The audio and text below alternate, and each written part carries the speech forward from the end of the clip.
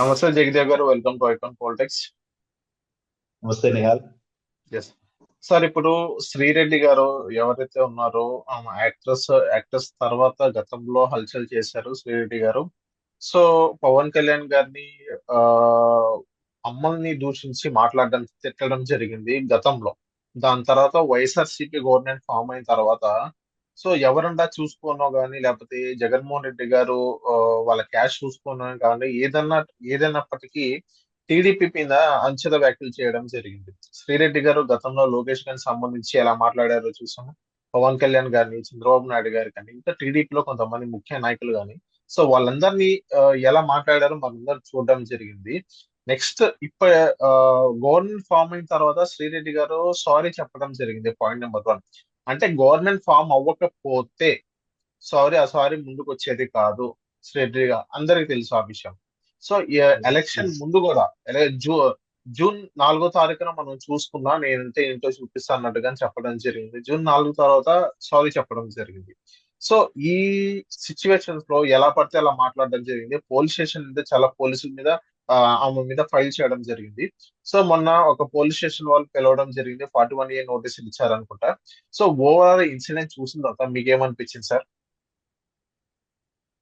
అంటే ఇప్పుడు ఆ, ఎవరికైనా వాళ్ళకి అభిమాన నాయకుడు ఉండొచ్చు, లేదా అభిమాన పార్టీ ఉండొచ్చు, హీరో హీరోయిన్ ఎవరైనా. సో వాళ్ళ మీద ఎవరైనా బురద జల్లే ప్రయత్నం చేస్తే మనం అది అక్కసుతో తట్టుకోలేక ఏదో మాట్లాడతాం.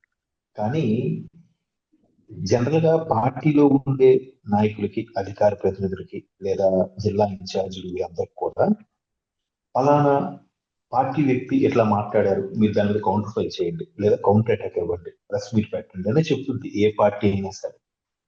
అది టీడీపీ అనుకోండి, వైసీపీ అనుకోండి, జనసేన ఏదైనా అనుకోండి.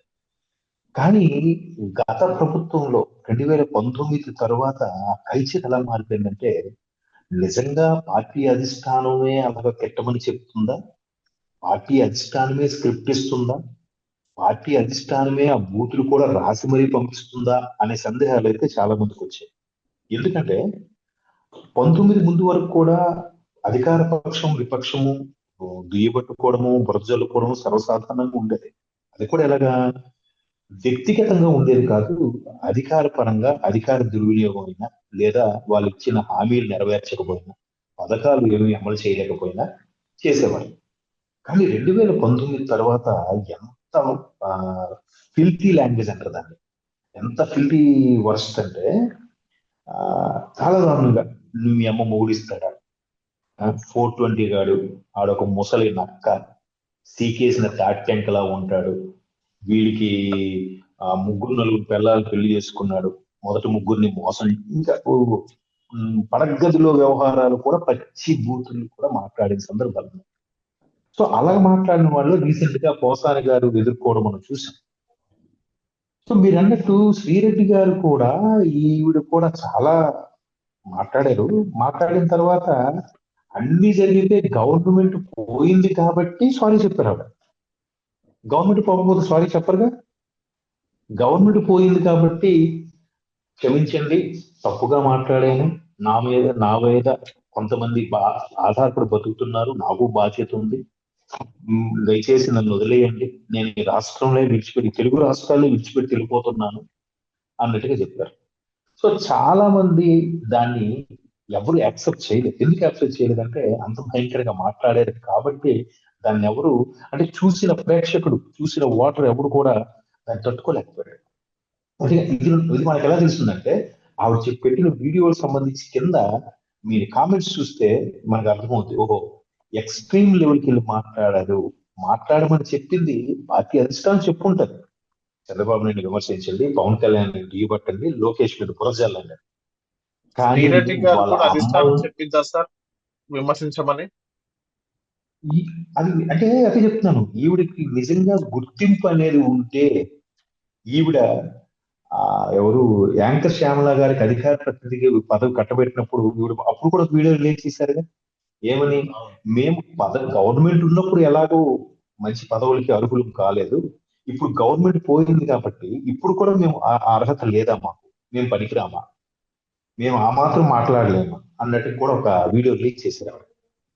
సో నిజంగా ఈవిడికి అంత గుర్తింపు ఉండేలాగా అయితే ఖచ్చితంగా గవర్నమెంట్ పోయిన తర్వాత వీళ్ళకి అధికార ప్రతినిధో లేదంటే అధికార స్పోక్స్ పర్సన్ గా ఇచ్చేవారుగా, ఇవ్వలేరుగా. అవును. అంటే అవును. వీళ్ళు ఏంటంటే కొంతమంది మీద అభిమానం పెంచుకొని ఆ అభిమానంతో వాళ్ళ దృష్టిలో పడాలి అన్న దృష్టిలో పడితే మనకు ఒక నామినేటెడ్ పోస్ట్ ఏదో పోస్ట్ ఇస్తారు. ఏముందండి అల్టిమేట్ గా మనీ. అవును. మనీయే మెయిన్. ఎందుకంటే ఇన్ని వీడియోస్, ఇన్ని వ్యూస్, లైక్స్, సబ్స్క్రిప్షన్స్, నన్ను అందరూ చూడాలి, నాకు బాగా ఇది అవ్వాలంటే వన్ ఫైవ్ డే రాజకీయాల్లోకి వెళ్ళిపోవాలి, ఒక పెద్ద నాయకుడు అయిపోవాలి, మనకు పదవి కట్టబెట్టాలి, తద్వారా అమౌంట్ సంపాదించుకోవాలి, తరతరాలకి కావాల్సిన ఆస్తిని సంపాదించుకోవాలి. అదే కాన్సెప్ట్ ఎవరైనా సరే. నేనేదో సేవకు వచ్చి చెప్తున్నాను చేసేస్తానని చెప్పి ఎవరికి ఉండదు, ఓపెన్ సీక్రెట్. సో ఈవిడ ఓకే. కూడా చాలా చేసింది. అప్పటికే ఆవిడకి బ్లాక్ కొట్టారు కొంతమంది. చేసిన బాబు నేను దీని మీద ఆధారపడుతున్నాను, నన్ను దయచేసి వదిలేయండి అని కూడా మొక్కుకుంది. అంటే ఇవన్నీ కూడా ఎప్పుడు మీరు అన్నట్టు గవర్నమెంట్ పోయాక. ఈవెన్ ఆవిడ సజ్జల గారి మీద కూడా కొన్ని ఇండైరెక్ట్ వ్యాఖ్యలు చేశారు. ఇప్పుడు వాళ్ళకి సోషల్ మీడియా వేదికగా సంబంధించి చాలా ఖర్చు పెట్టారు, అందరికి అందించారు. నాకు ఏ రోజు ఒక సింగిల్ ఎంపీ ఇవ్వలేదు, పార్టీ కోసం ఇంత తాపత్రయపడుతున్నాను, ఇంత పని చేస్తున్నాను, మీకోసం మీ పార్టీ కోసం మిగతా అందరి చేత కూడా నేను నానా మాటలు పడ్డాను, నేను ఒక క్యారెక్టర్ లేని దాన్ని అన్నట్టు కూడా నన్ను చాలా మంది దూషించారు. అవును. అవన్నీ భరించేందుకు పార్టీలో గుర్తింపు వస్తుందనే కదా అని. సో మొత్తం మీద ఇప్పుడు పార్టీ అధిష్టానం కొంతవరకు మాట్లాడమని చెప్పింది. దానికి కూడా ఒక లెక్క ఉంటది. మీ నాన్న ఉన్నాడా, మీ అమ్మ మొగుడు ఉన్నాడా అన్న దానికి తేడా ఉందిగా. సో పార్టీ అధిష్టానం చెప్పింది, మన వెనక నా అన్న ఉన్నాడో, పార్టీ ఉందో, ప్రభుత్వం ఉందో, రాబోయే 30 రోజులు ఈయనే సీఎం గా ఉంటాడనో ఆ భ్రమలోనో మొత్తానికి కొడాల నాని గారు లాంటి వాళ్ళు కానీ ఈవిడ లాంటి వాళ్ళు కానీ చాలా మాట్లాడారు. ఇప్పుడు మేమేం చేయలేదు, క్షమించమని చెప్పాం కదా, అయినా మమ్మల్ని వదలట్లేదు, ఎందుకు కేసులు వేస్తున్నారు, మేము మీరందరూ బాధపడలేక నేను నా కుటుంబంతో సహా పక్క రాష్ట్రం గెలిపాను, మీరు చెన్నైలో ఎక్కడ ఉంటున్నారంట అని చెప్తున్నారు. ఎందుకు ఆ బాధ, అంత కర్మ ఎందుకు పట్టాల్సి వచ్చింది, ఎక్స్ట్రీమ్ లెవెల్కి వెళ్ళి ఎందుకు మాట్లాడాలి. అయితే హైకోర్టులో కేసు వేసే ఒక ఆయన కేసు వేసాడు కాబట్టి దాని ప్రకారం 41A ఇస్తే కేవలం పిలిచి విచారించి వదిలేయాలి తప్ప అప్పటికప్పుడు నిర్ణయం తీసుకుని అరెస్ట్ చేయడానికి వీలు లేదనే క్లాజ్ ఉంది కాబట్టి లక్కీగా ధైర్యంగా మన అనకాపల్లి స్టేషన్ కి వచ్చి కలిసి వివరణ ఇచ్చి సంతకం పెట్టి వెళ్ళారు. అయితే పోలీసులు కూడా మళ్ళీ అమ్మా మీరు ఎప్పుడు పిలిస్తే మీరు ఎప్పుడు రావాల్సి ఉంటుందంటే తప్పకుండా వస్తాను సార్. అదే ఈ 41A కాదనుకోండి, అమ్మో వెళ్తే ఏం చేస్తారు, అరెస్ట్ చేస్తారేమో, ఏం చేస్తారో భయంకి రారు. కాబట్టి అసలు ఒక విషయం ఏంటి, మీరు ఎందుకు అంతగా అన్నారు, మీకు ఎవరైనా ధనం ఆశ చూపి మాట్లాడమన్నారా, లేదా ఒక పదవి ఆశ చూపి మాట్లాడమన్నారా, ఏదో లేదా పెద్ద పైనుంచి తలకాయ మీకు ఉన్నారు. ఏమైనా వచ్చాయి. ఖచ్చితంగా ఇప్పుడు ఆవిడకి ఆవిడకున్న పర్సనల్ బ్యాంక్ అకౌంట్లు కూడా చెక్ చేస్తారు. అమ్మ మీకు ఫలానా రోజు ఇంత అమౌంట్ ఎందుకు పడింది, నిజంగా మీరు ఆ అమౌంట్ తీసుకుని ఇలా మాట్లాడారా, లేదా మీరు అభిమానంతో మాట్లాడారా, ఇవన్నీ తీస్తారు. దాని వెనక ఎవరున్నారు ఏంటి. So okay. ఆ తర్వాత ఒక్కొక్కరుగా వ్యవహారం బయటకు వస్తారు. అంటే ఓకే. వచ్చేదంటే అభిమానం ఉండొచ్చు గాని, ఇష్టం ఉండొచ్చు గాని పెచ్చ ఉండకూడదు. ఆ పెచ్చ ఉన్నప్పుడు ఇవే జరుగుతాయి. ఆ సార్ పెచ్చ ఇక్కడ అనే భ్రమలో ఒక డౌట్ ఉంది సార్ ఉమ్, ఇక్కడ. ఏంటంటే సార్ ఇప్పుడు ఉమ్, ఒక కొడాలి నాని గారు కానివ్వండి, వంశీ గారు కానివ్వండి, పోసాని గారు కానివ్వండి, ఇంకా చాలా మంది ఉన్నారు. వీళ్ళందరూ ఒక పీక్స్ వెళ్ళారు పర్సనల్ గా టార్గెట్ చేయడం. సో శ్రీరెడ్డి గారు కూడా అదే విధంగా ఆమె అధికారంలో కాకపోయినా అధికార పార్టీకి సంబంధించి కండువా కూడా తప్పలేని పరిస్థితి. ఆ ఆ పీక్స్ దగ్గర కొన్న దగ్గర దగ్గర అంచుల దగ్గర శ్రీరెడ్డి గారు వెళ్ళడం జరిగింది. ఇప్పుడు శ్రీరెడ్డి గారి పరిస్థితి కూడా సేమ్ దగ్గర దగ్గర అలాగే ఉండొచ్చు అనుకుంటారా? ఇంకా కొంచెం ఏమైనా ఇగో కార్యకర్తలకి ఏమైనా కోపం వస్తే శ్రీరెడ్డి గారిని కూడా మహిళను కూడా చూడకుండా అరెస్ట్ చేసే యోచనలో ఉన్నారనుకోవచ్చా? ఇక్కడ నేను కూడా ఇక్కడ అంటే ఉమెన్ మొన్న కార్డు తీస్తున్నారు. ఇప్పుడు వైఎస్ఆర్సీపీ అందరూ ఒక దళితులు అని చెప్పేసి, ఒక బీసీ సామాజిక వర్గం చెందిన వ్యక్తులు అని చెప్పేసి అరెస్ట్ చేసేటప్పుడు ఆ కులం కార్డు తీసుకొస్తున్నారు. ఈవెన్ విడుదల రజనీ గారు కూడా కులం కులం కార్డు తీసుకొచ్చారు, మహిళని తీసుకొచ్చారు. సో ఆ మాట అయిపోయింది. ఇప్పుడు శ్రీరెడ్డి గారు కూడా ఇప్పుడు కులం కార్డు ఉమెన్ కార్డు తీసుకునే ఆ, యోచనలో ఏమైనా ఉన్నారనుకోవచ్చా?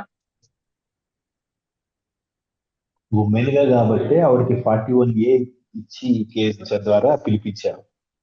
జనరల్ గా అది మీరు అన్నట్టు చేసినవన్నీ చేసేయడం, అప్పుడు కులం కార్డు లేదా జెండర్ కార్డు అడ్డు పెట్టుకోవడం జరుగుతుంది. అంటే మరి ముందు పెట్టినప్పుడు మీరు ఏ కులం మీకు తెలియదా. ఉమ్. ఏమండి, ఈ జోగి రమేష్ గారు ఒకరు, బోరుగడ్డ అనిల్ ఒకరు, ఎట్లా ఇష్టాసారం మాట్లాడి ఇష్టాసారం బిహేవ్ చేసి ఆ గేట్లు పగలగొట్టి గోడలు పగలగొట్టి వెళ్ళినప్పుడు అప్పుడు ఈ కులం గుర్తుకు రాలేదండి. ఎందుకంటే మొత్తం కులం ఆపాదిస్తారు వీళ్ళు చేసిన తప్పుల్ని. అంటే ఓకే. ఆ కులంలో అందరూ అలాగ ఉంటారని అనుకోవాలని, లేదా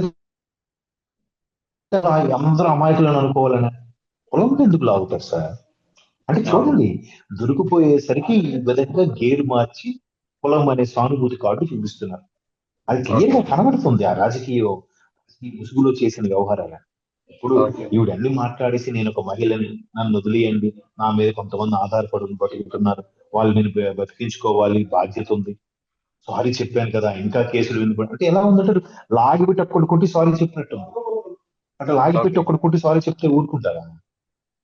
లేదు. కాకపోతే ఒక్కొక్కరి వెర్షన్ ఒక్కోలా ఉంటది. ఇప్పుడు మీరే స్టార్టింగ్ లో అన్నారు ఏమంటే గవర్నమెంట్ వచ్చి సారీ చెప్పుండేదండి ఇంకా లేదు. చెల్లరైపోయి వచ్చేమో.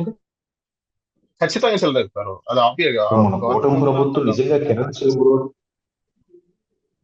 అవును ఇప్పుడు మన కిరణ్ చేబ్రోలు అరెస్ట్ తో నిజంగా కూటమి ప్రభుత్వం ఒక మంచి సంకేతం ఇచ్చింది. తప్పు అవును. మాట్లాడినా తప్పుడు కోతలు కూసినా తనైనా పరైనా ఎవ్వడికైనా శ్రీకృష్ణ జన్మస్థానానికి వెళ్లాల్సిందే అని చూపించారు. దాన్ని కూడా వక్రీకరించి వీళ్ళు కావాలని మాట్లాడించి వాడిని అరెస్ట్ చేశారని కూడా అనొచ్చు. మరి మీరు కావాలని మాట్లాడించారు అనుకుందాం, మరి మీరు అరెస్ట్ చేశారు కనీసం ఓకే. నామకే వాస్తేనా? అంటే ప్రజలకు మీడియాకు భయపడైనా కనీసం బిహేవ్ చేశారా? లేదే. సో అవి ఎవరెవరైతే ఎక్స్ట్రీమ్ లెవెల్కి వెళ్ళి మాట్లాడారో వాళ్ళకి నిజంగా భవిష్యత్తు కూడా అగమ్య గోచరంగా ఉండబోతుంది.